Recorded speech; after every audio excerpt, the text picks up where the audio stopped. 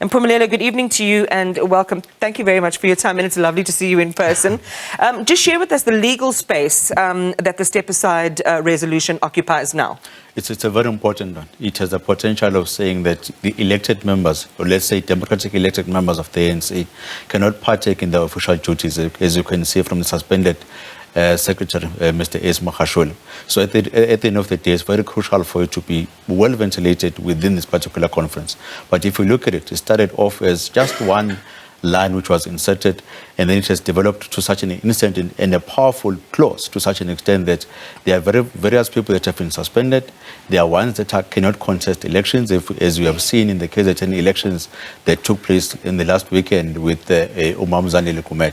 So at the end of the day, it has developed from being just a simple rule in the constitution to a rule which is stopping people from actually being part of the officials of the ANC as per the ANC constitution. The interesting thing is that it has been through several evolutions, and I've alluded to some of those in the introduction. The ANC took some big or some serious legal advice about whether this was constitutional or not, and was found to be unconstitutional.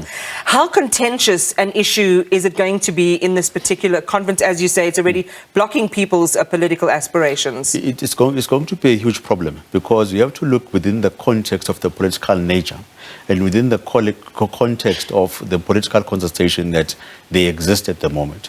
Now, at the end of the day, we have to come back and say, is this particular rule able to survive within this particular context of political arena? My answer to that would be no. Because at the end of the day, it has the potential of stopping individuals from participating democratically in the process of the ANC. Now, this is the perfect condition in which they're going to come back and say, these are the terms and conditions and the contract terms between the ANC members and the ANC. So we're going to negotiate as heavy as possible to make sure that these particular impediments are removed and they don't stop fellow comrades from participating in fellow conferences or enjoying or participating or being elected as officials. What do you think might be an elegant solution? Just remove it. At the end of the day, it is not working. If you look at the constitution of the ANC, there's a detailed step of how a person is supposed to be suspended. Why insert this one at the end of the day, which is not going to achieve the intended purpose? The ANC is not going to gain members just because it has suspended a few individuals who are in office. It does not work that way. So at the end of the day, it's not achieving its intended purpose. All that it's doing is sowing divisions and allowing individuals who they would call the Integrity Commission to preside over matters when themselves may be accused of being biased or being factional. But in Mpumelelo, so, you know, it was intended to serve the purpose that South Africans and the rest of the country would see the ANC holding people accountable, those who've been tainted by the spectre of corruption and malfeasance. The people want the ANC to work. The people want, when they switch on their lights, the lights are working. When they go on the public roads, there are no potholes. They're less interested as who is in power, as who's going to provide that power at the end of the day. It has proved time and again. This particular rule has been in existence for more than a year or for more than 2 years. And you still have people who are complaining. The last general elections, local elections, a litmus test of saying this particular rule does not work. At the end of the day, it has not achieved its purpose. Just remove it so that at the end of the day, allow people who are contesting within its political arena to contest effectively. We're going to be running out of time for this particular segment with you, but I know we have another opportunity to talk a little bit later. But the step-aside rule works almost in tandem with the work of the Integrity Commission. And I wanted to just ask you about the constitutional framework of the very Integrity Commission and, you know, does it bear muster?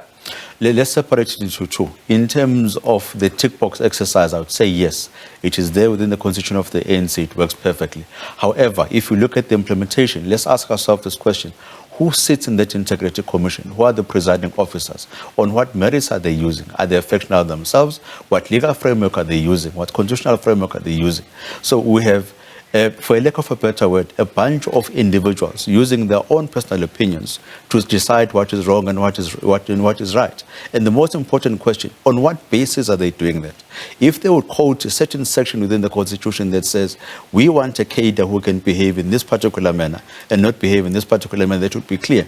If you look at the presiding officers in South Africa, we have a clear law that says this is what you can do and this is what you can't do. In this instance, the Integrity Commission, it is highly subjective. And the most important question is it used consistently across all other people?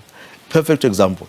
If President Ramaphosa sits today, or as said yesterday, are they using the same sort of merits and yardstick that they would have used on Comrade Ace Magashule? If the answer is no, then it's not correct. Yeah. If it's discretionary, organic, that's where you're running into some of the legal challenges, or the possibility of it not being a viable system. We'll come back to this point. So hold that thought. We're also going to talk about the policy conference, and I've never really had this discussion before. The policy conference, in a way, is a contract that the ANC as a party is making with its members. What obligations does it have then against that particular backdrop?